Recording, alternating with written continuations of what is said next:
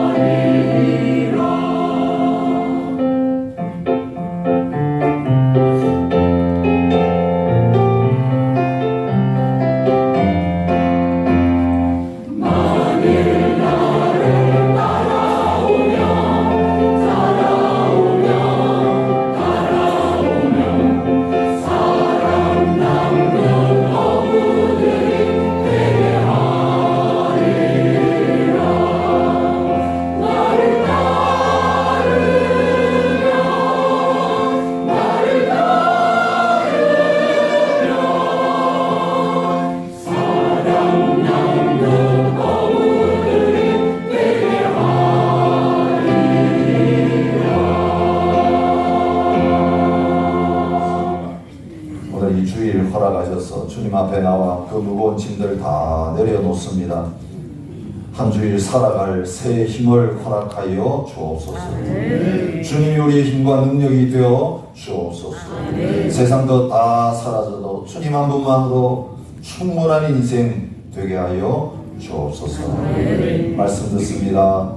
이 말씀 가운데서 주님을 보게 하시고 주님을 체험하는 시간 되게 해 주옵소서. 예수님 이름으로 기도합니다.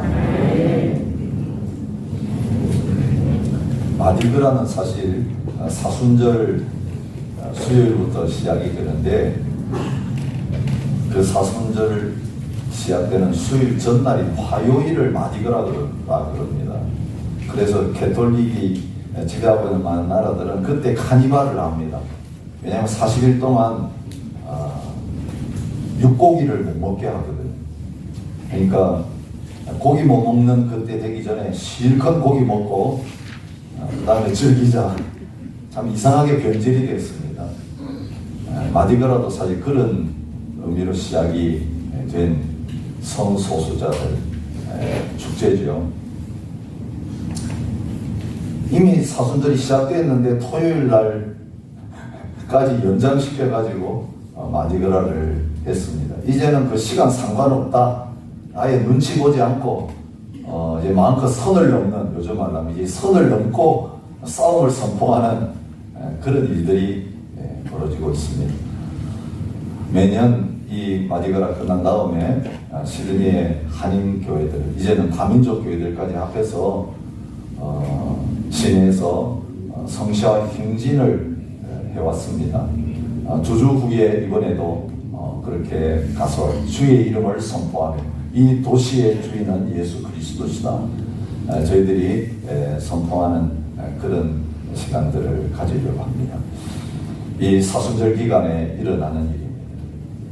결국 영적 싸움의 주제는 뭐냐면 하나님의 이름을 높이며 하나님께 영광 돌리느냐, 아니면 우리가 영광을 받으면서 사실은 내가 영광 받는 것이 아니고 너가 하나님 되라 하는 그 사탄의 음성에 속아서 마귀를 높이고 사탄을 숭배하는 그런 죄악의 자리로 가게 되는 거죠. 이 치열한 영적 싸움의 현장에서 점점 우리의 삶에서 우리의 이름은 사라지고 주님의 이름만 높여지는 그런 역사가 나타날 수 있기를 바랍니다. 아멘.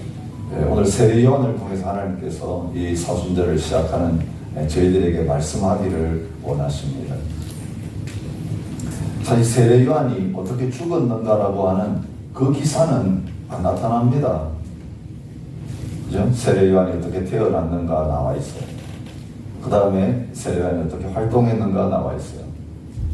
그리고 세례 요한이 죽었습니다. 근데 오늘 이 본문의 기사는요, 차례대로 세례 요한 죽었다를 알리는 게 아니라 예수님께서 제자들을 보내서 제자들을 통해 놀라운 능력이 나타나니까 그걸 보면서 예수님의 활동을 보면서 세례 요한을 죽였던 분봉왕 헤롯, 성경에는 그냥 분봉왕 헤롯이라고 기록해 있지만 역사상으로는 헤롯 안티파스입니다. 헤롯이라는 이름을 가진 왕들이 성경에 많이 나타나는데요. 예수님 태어날 때 있었던 그 헤롯, 아버지죠. 헤롯 대왕이라고 합니다. 그는 예수님 태어난 다음에 죽었고, 그 자녀들이 그 헤롯 대왕이 지배하고 다스리던 나라들을 나눠가지고 다스렸는데, 그래서 분봉왕이라고 부릅니다. 오늘 이 본문의 세례 요한을 죽인 분봉왕 헤롯은 헤롯 안티바스입니다. 예수님 활동하던 그 갈릴리 지역을 다스리는 사람이었습니다. 이미 헤롯을 죽였습니다. 그런데 예수님의 제자들이 사역하고 예수님이 놀라운 일을 행한다, 기적을 행한다 그 소문을 듣고는 죽은 헤롯을 생각했습니다. 잊어버리고 있던 헤롯에 대한 기억이 다시 살아난 것입니다. 예수님 제자 보내서 사역한 다음에 헤롯이 예수님의 활동을 보면서 헤롯을 죽은 세례 요한을 기억했다 그러면서 어떻게 세례 요한이 죽었는지, 그 세례 요한이 죽은 사건을 그 헤롯, 분봉왕 헤롯의 기억을 통해서 설명하고 있는 것을 볼 수 있습니다. 성경을 통해서 왜 이 사건을 하나님 여기 기록했을까? 우리 항상 그런 질문을 하고 성경 공부를 하면 재미있습니다. 성경은 연대기적으로 어떤 역사를 기록해 놓은 것이 아닙니다. 어떤 사건을 기록할 때는 이런 뜻으로 그렇게 하셨구나. 지금 예수님의 생애에 있어서 인기 절정입니다. 최고의 인기 절정의 사건은 무엇입니까? 오병이어의 기적 사건입니다. 그런데 그 최고의 절정에 도달했을 때에 사람들은 왕으로 삼으려고 했습니다. 예수님을 억지로라도 왕으로 삼으려고 하는 정도까지 갔습니다. 근데 그때부터 예수님께서는 이제는 예루살렘을 향하여 죽으러 올라간다는 사실을 말씀하기 시작하시면서 이제는 고난의 행진을 향하여 나가고 계십니다. 본격적으로. 우리 사순절이 예수님의 십자가의 죽음을 기억하는 그 출발점인 것처럼 사실은 인기의 절정에 있어서 놀라운 영광이 나타나고 사람들의 마음도 모여질 그때 예수님은 이미 그 자리로 나가셨습니다. 근데 예수님이 그 자리로 나가시는 것을 기록하기 전에 세례 요한 역시 예수님처럼 그렇게 살았고 예수님처럼 그렇게 먼저 죽었다. 그걸 통해서 헤롯은 예수님을 보면서, 제자들을 보면서 죽은 세례 요한을 생각했지만 주님은 세례 요한을 통해서 예수님을 생각하기를 원하시면서 이 메시지를 주고 계시는 거죠. 세례 요한, 한마디로 말하면 예수님을 생각나게 하는 사람이었다. 그렇게 제목을 붙일 수 있습니다. 그래서 설교 제목을 그렇게 정했습니다. 예수님을 생각나게 하는 사람. 세례 요한만이 아니라 저와 여러분, 세례 요한은 예수님 오기 전에 있었던 사람. 그래서 그 세례 요한을 통해 가지고 예수님을 보여주는, 예수님 얼굴에다가 조명을 비추는 그 역할을 했다면, 이미 오신 예수님 우리 안에 주인으로 모시고 사는 저희들은 우리 안에 거하시는 예수님을 우리의 전 말과 삶을 통해서 증거해야 되는 그런 증인의 자리에 있는 것을 보여주시면서, 예수님 다시 오시기 전에 많은 세상 어두운 가운데 사는 사람들에게 우리를 통해서 예수님 생각나게 하는 증인의 역할을 하라고 하는 말씀을 허락하고 계시는 것입니다. 여러분 보시면 누가 생각난다고 사람들이 말합니까?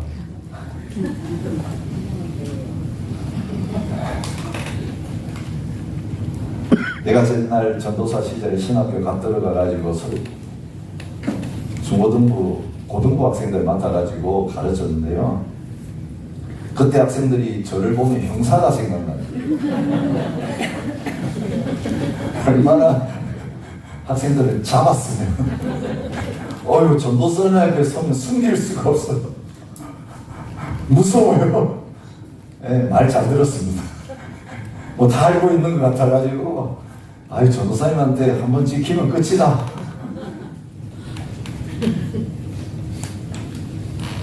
그렇게 사역한 지 벌써 세월이 많이 흘렀습니다. 41년이 지났습니다. 얼마나 사역할지 모르지만 성도들이 제 얼굴을 볼 뿐만 아니라 말을 듣고 삶을 보면서 얼마나 예수님을 닮았다고, 예수님이 생각난다고 그런 자리에 있었는가 돌이켜봅니다. 물론 어떤 성도님들은 제가 꿈에 나타나가지고 야단치는 바람에 정신을 번쩍 차리고 교회 나왔다, 쉬고 있다가 교회 나왔다, 그런 분도 있었습니다. 예수님이 나타나셔야지 제가 나타나면 안 되거든요. 저에 대해서 얼마나 주눅이 들려 있었으면 꿈에도 나타나겠어요. 그렇게 예수님 생각나게 하는 사람 말고 재미있는 이야기들 참 많습니다. 어떤 외국 선교사님은 한국말도 잘 못하는데 시골에 가서 설교를 했습니다. 근데 설교할 때 어느 할머니가 눈물을 줄줄 흘리면서 설교를 들었습니다. 야, 저 할머니 참 은혜 많이 받는구나. 내가 뭐 한국말 잘 못하는데도 알아듣는구나 싶어가지고 참 기분이 좋았습니다. 그래서 이제 설교 끝나고 나서 할머니 찾아가가지고, 할머니 참 은혜 많이 받으셨지요? 우시는 거 보니까 은혜 받으신 것 같아요. 그런데 왜 울으셨어요? 물어봤더니 기가 막힌 대답이 나왔습니다. 선교사님의 눈을 보니까 자기 집에서 키우다가 웅덩이에 빠져 죽은 염소 눈과 같아서 울었습니다. 네, 다른 은혜를 받았죠. 우리 할아버지가 아버지 설교 듣고 엉뚱한 은혜를 받아서 운 거 비슷합니다. 이건 좀 여러 가지 버전이 있어요. 선교사님 눈이 그렇게 생겨서 뭐 울었다, 그 버전도 있고요. 선교사님이 막 설교를 하면서 고함을 치는데 우리 염소가 웅덩이에 빠져가지고 죽으면서 깨깨 고함 치는 그게 생각나서 그 버전도 있어요. 이 버전, 이건 사실인지 아닌지 모르지만 엉뚱한 것을 사실 생각하는 그런 경우죠. 어제도 한 결혼식에 가서 예배에 참여했는데요. 저도 주례도 하고 주례하는 말도 설교도 듣고 그렇게 합니다. 그런데 가장 짧은 주례사로 유명한 분이 있습니다. 독립운동하시는 김구 선생이죠. 먼저 독립운동 하다가 숨진 동지의 아들 결혼식에 가서 주례를 했습니다. 그런데 5초도 안 되는 짧은 주례로 끝냈다고. 그래서 사람들이 가장 짧은 주례사고 이렇게 해가지고 떠올리는 경우가 있습니다. 어떤 주례를 했을까요? 너를 보니 내 아버지가 생각난다. 부디 잘 살아라. 그리고 내려가죠. 네 아버지 이름 더럽히지 말고 잘 살아라. 이게 엄청 무서운 말. 아버지는 독립하다가 죽었는데 아들은 외국노가 될 수도 있는 게 현실이잖아요. 예, 너 아버지 생각난다. 너 아버지처럼 잘 살아라. 저와 여러분의 인생 가운데서 우리 자녀들이 우리를 보면서 또 믿지 않는 우리 친구들이 과거의 우리를 알고 있는데 예수 믿은 다음에 우리를 보면서 너 바뀌었다. 너 보니까 이제 예수님이 생각나고 하나님이 생각나고 교회 갈 마음이 든다. 여러분 그렇게 된다면 우리의 인생은 세상에서 어떻게 살아든 뭐 상관없이 하나님 앞에 성공한 인생이라고 믿습니다. 저 여러분 그렇게 닮아가기 위해서 하나님 앞에 말씀 앞에 씨름하고 또 기도하고 날마다 우리 자신을 살펴보면서 달려가는 저와 여러분들이 됐으면 좋겠습니다. 어떻게 세례요한은 예수님을 생각나게 하는 그런 사람이 되었습니까? 세례요한 자기를 드러낼 수 있는 객관적인 자리에 있었습니다. 세례요한, 세례요한 사람들이 가는 곳곳마다 세례요한 이름을 부르면서 그를 높이면서 그래서 하나님 일을 하면서 자기 몫을 챙길 수 있는 그런 자리에 있었습니다. 여러분 사람들만 인정해 준 것이 아니라 이 세례요한에 대해서 복음서에 기록하면서 사실은 예수님이 세례요한을 인정하셨던 것을 우리가 이미 11장 말씀 묵상하면서 읽었습니다. 11장 11절에 내가 진실로 너희에게 말하노니 여자가 낳은 자 중에 세례 요한보다 큰 이가 일어남이 없도다. 그런데 그 전제가 있습니다. 언제 시점으로 봅니까? 예수님 이전이에요. 예수님 이전. 여러분 구약의 모든 선지자들의 역할은 뭡니까? 예수님이 증거하는 거예요. 창세기 3장 15절 말씀부터 모세로부터 시작해가지고 모든 구약의 말씀은 앞으로 예수님 오실 거다.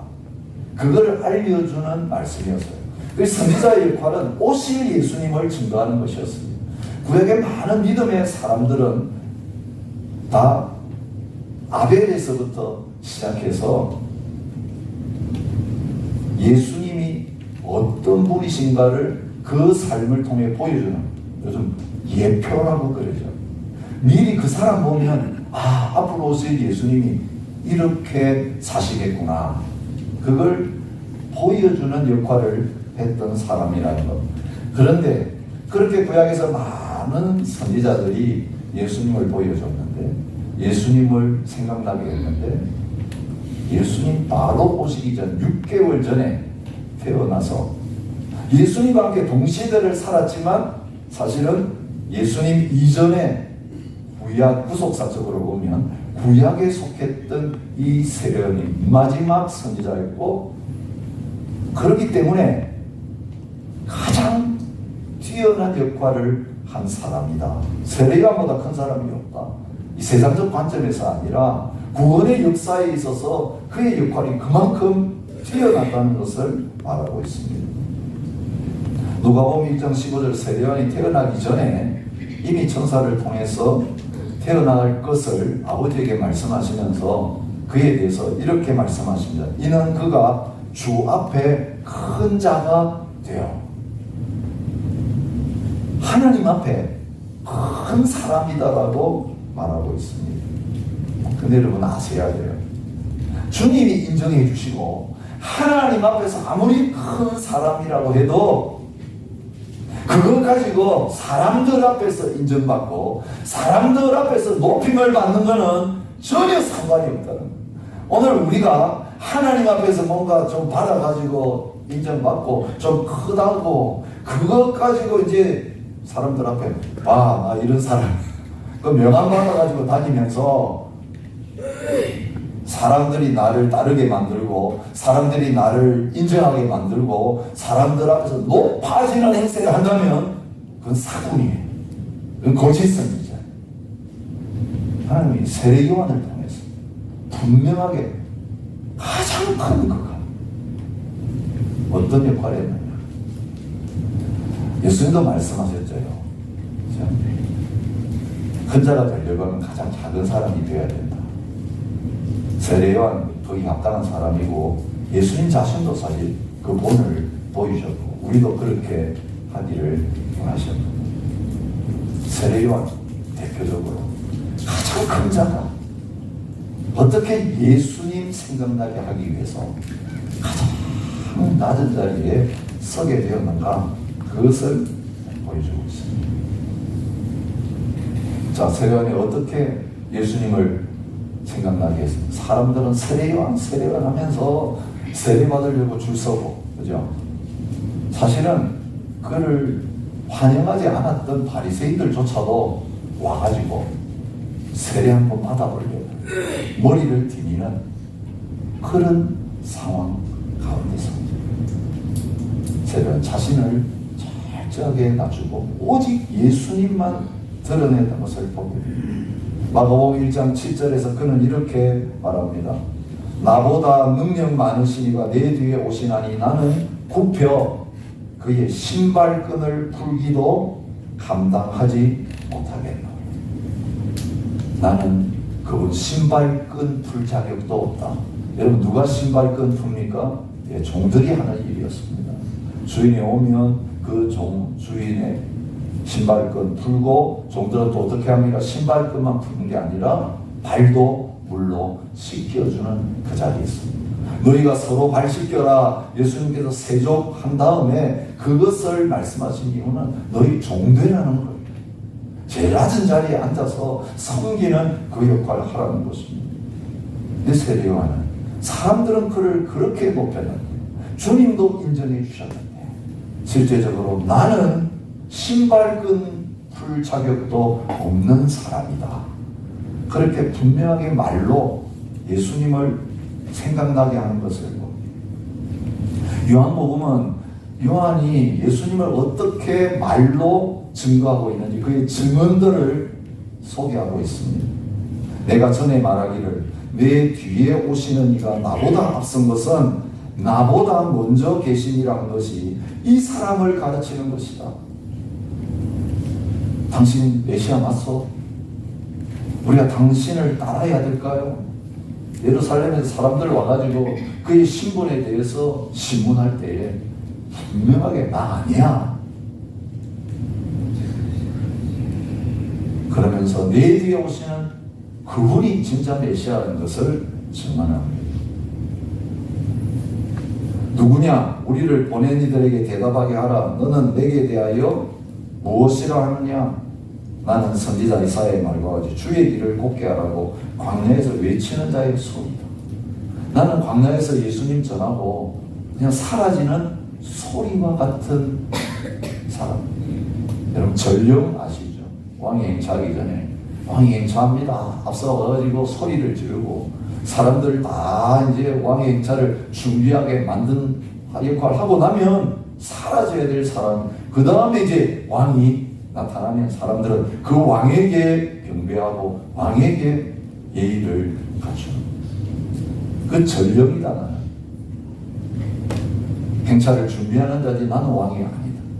분명하게 말하고 있습니다. 예수님이 자기에게 나왔을 때 예수님 뭐라고 말합니까? 보라 세상 죄를 지고 하는 하나님의 어린 양이로다. 내가 전에 말하기를 내 뒤에 오는 사람이 있는데 나보다 앞선 것은 그가 나보다 먼저 계심이라는 것이 이 사람을 가리킴이라. 나도 그를 알지 못하였으나 내가 와서 물로 세례를 베푸는 것은 그를 이스라엘에 나타내려 함이라 하니라.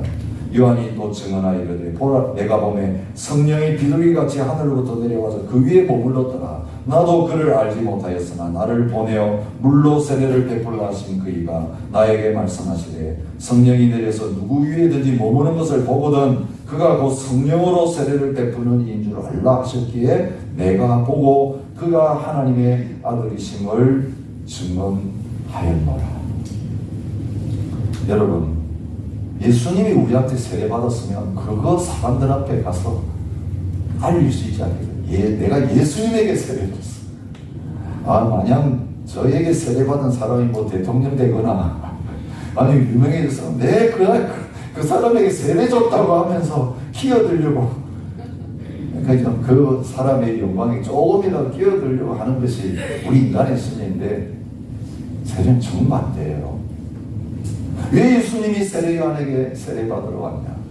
세례 베풀 때 비둘기같이 내린 그거 보고 그분이 너가 증거해야 될 메시아라는 거 내가 알려주기 위해서 너한테 세례받게 했어. 물론 다른 의미도 있지만요. 그래서 그거 보고 난 다음부터 오히려 자기를 높이는 게 아니라, 그게 전환점이에요. 이제는 이분 따라라, 이제는 이분 따라라. 자기를 따르는 모든 사람들을 이제는 그분을 따르도록 그렇게 만든 것을 봅니다. 요한복음 3장에 보면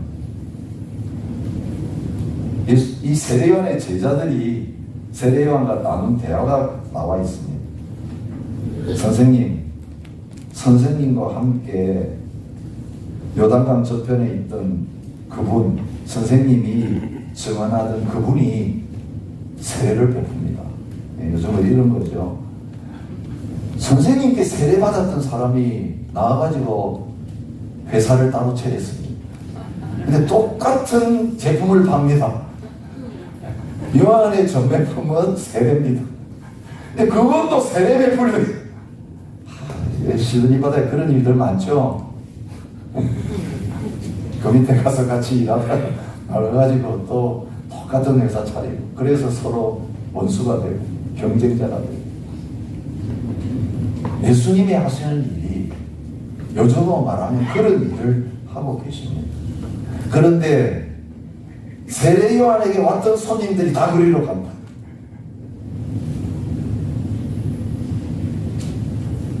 요한이 대답합니다. 만일 하늘에서 주신 바 아니면 사람이 아무것도 받을 수 없느니라. 내가 말한 바 나는 그리스도가 아니요 그의 앞에 보내심을 받은 자라고 한 것을 증언할 사람은 이제 너희다. 나만 증언해야 될 게 아니라 너희도 이제 가서 내가 했던 것처럼 그분을 선전하고 다녀라. 오히려 그렇게 말합니다. 그러면서 자기 정체성을 분명히 밝힙니다.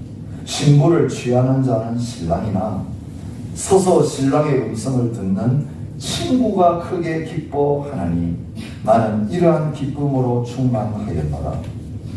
나는 중매쟁이다. 나는 신랑이 아니다. 좋은 신부들, 신부, 신랑에게 소개해주고 결혼식에 제일 좋아하는 그 신랑 친구 역할을 할래. 한국 결혼식은 별로 그게 안 나타나는데 호주 결혼식은 그게 나오더라고요. 그죠? 친구들이 옆에 딱 서서 결혼하더라고요. 그렇게 안 하는 분들도 있죠. 난 제일 친한 친구가 사인할 때 와가지고 증인 역할을 합니다. 그리고 무슨 펑션 하면 신랑 친구, 신부 친구가 나와가지고 또 스피치를 하더라고요.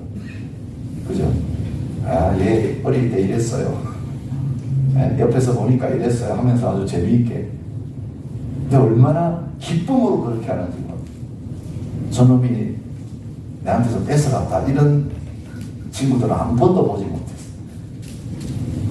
오히려 그 친구가 결혼하는 걸 그렇게 기뻐하는 그 세례 요한의 마음이 바로 그 마음이라는 것을 너희들 그렇게 시기하지 말고 질투하지 마라. 나는 너무너무 좋다. 이렇게 돼야 내가 할 일을 다 하는 거다. 자기 정체성을 클리어하게 그런 상황에서 밝힌 거예요. 그는 흥하여야 하겠고 나는 쇠해야 하리라. 여러분 아직까지 더 망해야 된다고요. 지금 예수님은 더 흥해야 되고 예수님 흥하게 만들려면 나는 지금 이 수준이 아니라 그 수준보다 더 내려가야 된다. 그렇게 말했는데 그 수준보다 더 내려가는 게 뭐였습니까? 죽는 것이었습니다.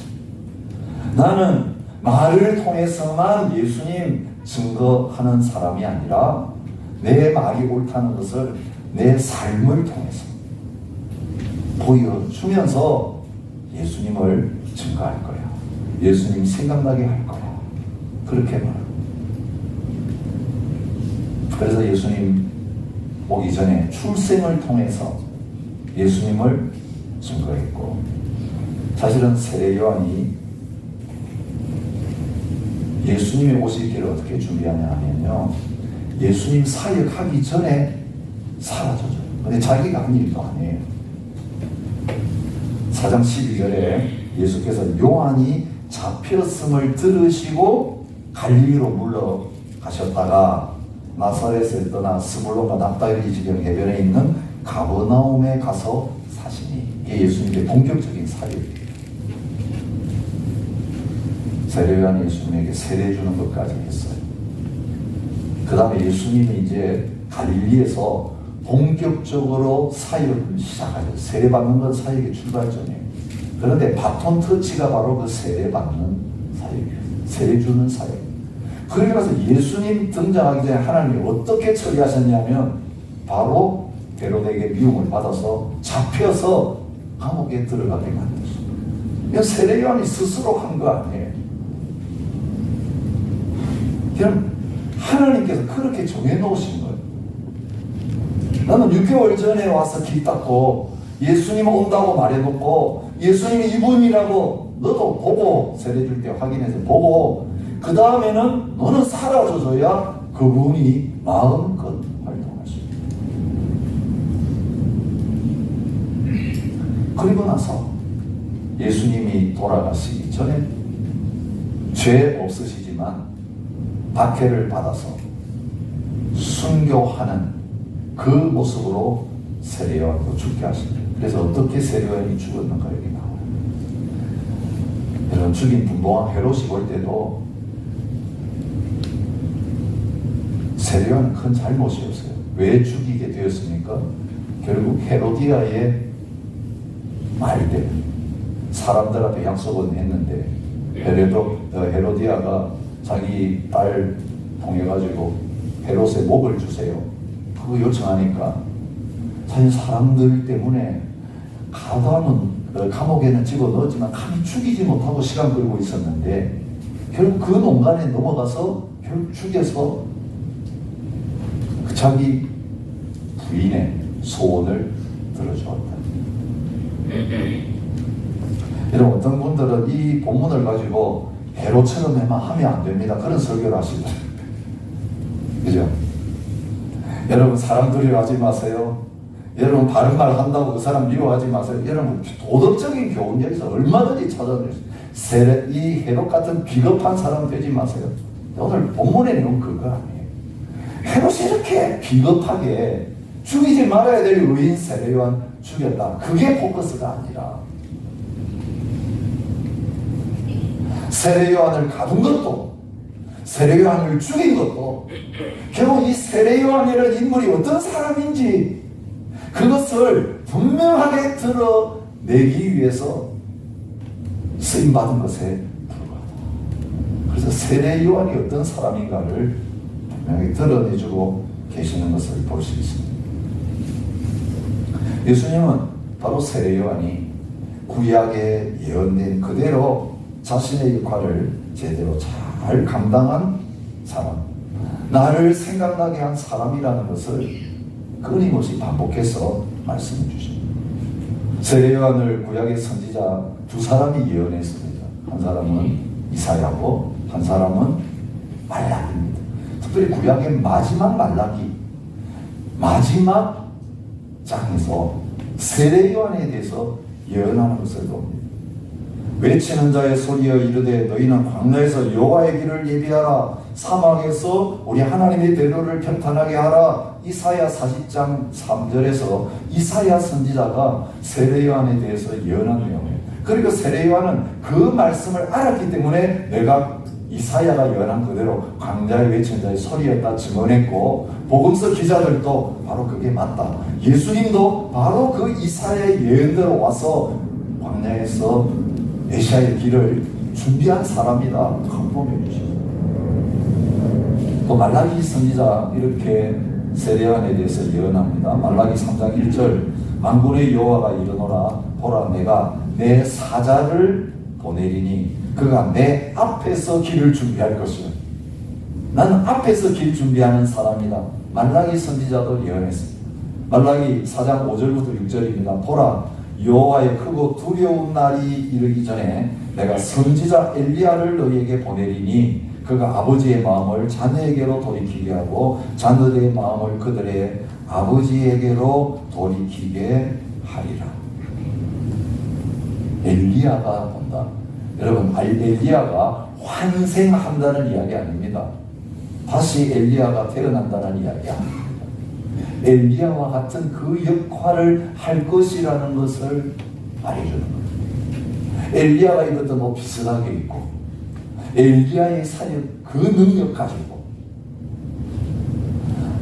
바알에게로 갔던 백성들의 마음을 하나님께로 돌이키는 그 역할을 한 것처럼 세례 요한도 그 역할을 하게 될 것이다. 그래서 사람들은 이 말라기의 예언을 듣고 엘리야가 먼저 와야 된다 기다리는 가운데 있었습니다. 예수님께서 요한에 대해서 11장 9절에서 이렇게 증언하십니다. 옳다, 내가 너희에게 이르노니 선지자보다 더 나은 자니라 기록된 바 보라, 내가 내 사자를 내 앞에 보내노니 그가 내 길을 내 앞에서 준비하리라 하신 것이 이 사람에 대한 말씀이에요. 말라기 3장 1절의 말씀이 바로 세례 요한에 대해서 말한 것임을 말합니다. 만일 너희가 즐겨 받을진대 오리라 한 엘리야가 곧 이 사람이니라. 말라기 4장 5절의 말씀 그대로 적용하시면서 바로 구약의 예언이 세례 요한을 통해서 이루어졌다, 그렇게 말씀하고 계십니다. 여러분, 저와 여러분들에게 하나님께서 세례 요한을 통해서 도전하십니다. 나는 누구의 이름을 높이면서 누구를 생각나게 하는 사람이 될 것인가. 그럼 이제까지는 우리 이름 석자에 목숨 걸고 살아왔을 수 있어요. 내가 잘 크고 내가 높아지고 내가 인정받고. 여러분 아세요? 하나님 앞에서 우리는 세례 요한보다 훨씬 높은 사람입니다. 예수님 말씀하셨습니다. 여자가 낳은 자 중에 세례 요한보다 큰 이가 일어남이 없도다. 그러나 천국에서는 극히 작은 자라도 그보다 크니라. 예수님 전에 세례 요한이 그렇게 최고였지. 예수님 이후에는 예수님을 모신 사람들, 지극히 적은 어린애 하나라도 예수님 오셨으면 세례 요한보다 훨씬 큰 사람이다. 왜? 예수님 때문에. 구약과 신약의 그 시대는 완전히 다르다는.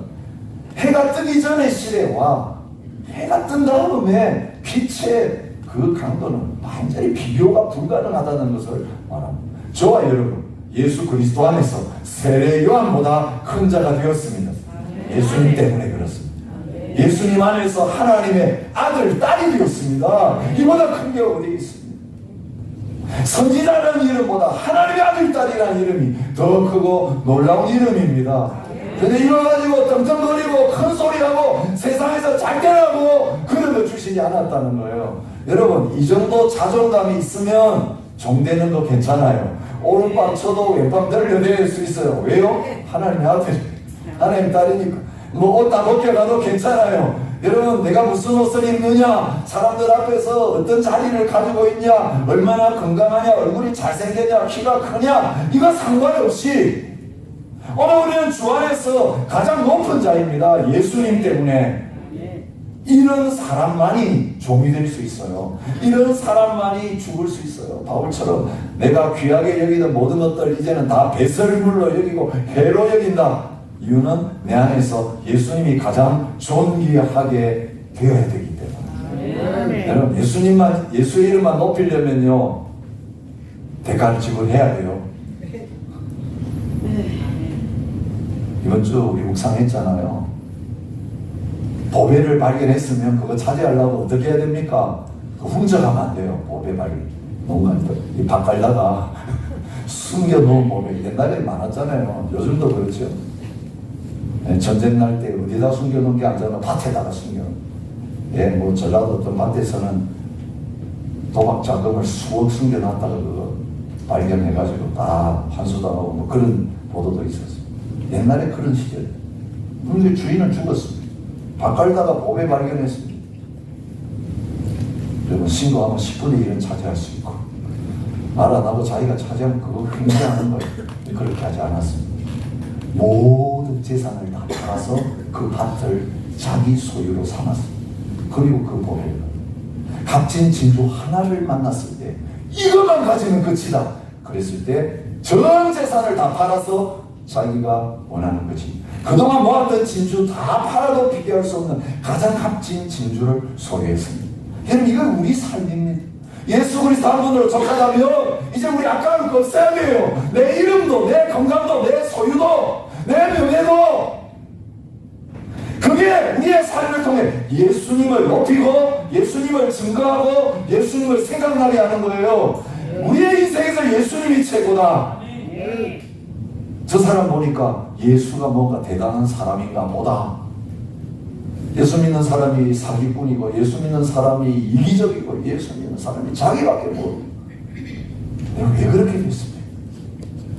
오늘 우리 안에 계신 예수님이 싸구려 인생 싸구려라서 그래요. 내 비리 기분 틀어지면 뭐 예수고 나발이고 상관없는 그런 삶이가 삶. 사람들은 우리의 말만 안 들어요. 세상 말과 행동이 미쳐있어. 말로는 우리 그럴듯하잖아요. 말로는 오늘 뭐 하나님 앞에 우리 다 죽었잖아. 주님의 이름만 높였잖아요. 벌써 찬양하면서 기도하면서 설교하면서 와. 근데 이제 한 주간 삶을 보면 이거는 개차반이 돼요. 말하고는 정반대로 사네. 우리 가정에서 그게 드러나잖아요. 우리 자녀들이 그 어릴 때부터 봤잖아요. 가까이 있는 우리 동업자들이 사업 같이 하는 분들이 직장 동료들이 아니 돈 문제 나오면 어떻게 되는지 확실히 알아요. 다 줄 것처럼 하더니 돈 문제 나오니까 싹 태도가 달라지고 전화도 안 받더라. 뭐 이렇게 되는 경우들이 얼마나 우리의 과제는 세례와처럼 우리의 말로도 증거하고 우리의 삶으로 증거하는데 예수님은 흥해야 되겠고 우리는 쇠해야 되리라. 어차피 여러분 아무리 지키려고 해봐도 여러분 기억력 쇠해집니다. 건강 쇠해갑니다. 뭐 제가 예언 확실히 합니다. 여러분 10년 지나면 확실히 지금보다 폭삭 늙어 있을 겁니다. 빛이 비실비실 할 겁니다. 깜빡깜빡 할 겁니다. 벌써 떠난 분도 있을 거예요. 여러분 가진 거 더 이상 늘어나지 않습니다. 그동안 쓰고 나면 이제 자꾸 바닥으로 갑니다. 그게 정상인데 예수님 위해서 예수님 높이느라고 쇠해지면 하나님 앞에서 영광이요. 그렇게 안 하다가 다 쇠해지면 우울과 절망과 한식밖에 우리에게 남은 게 없어요. 어떤 길을 가십니까? 어차피 쇠하는 길.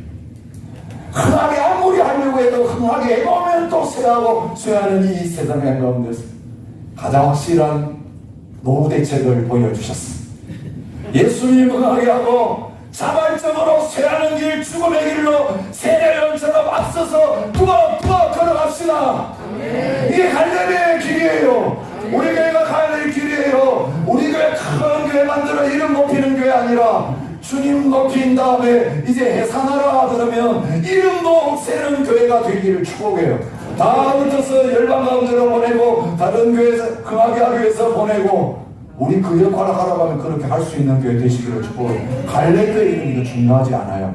우리 안에서 진짜 예수님이 흥해지느냐 예수 이름이 높아지느냐 여러분 우리의 남은 사역과 삶이 그런 예수님 생각나게 하는 사람 예수님 생각나게 하는 교회 될 수 있기를 축복합니다. 주님 감사합니다.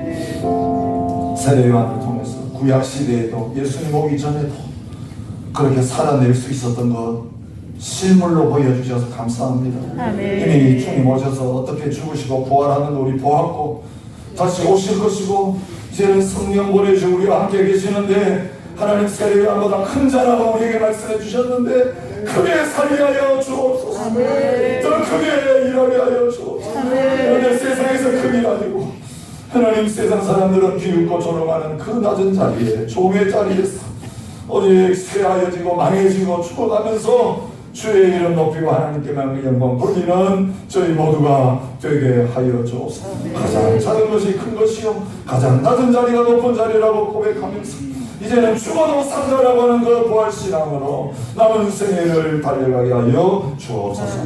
기 그 믿음으로 드렸습니다. 우리 자신을 십자가 앞에 내놓았습니다. 주님 받으셔서 사용하여 주옵소서. 이제는 우리 주 예수 그리스도의 은혜와 아버지 하나님의 무한하신 사랑과 성령 하나님의 교통하심이 예수님만 생각나게 하는 자로 살아가기 원하는 모든 하나님의 백성들과 이 교회 위에 이제로부터 영원히 함께 있을지어다. 아멘.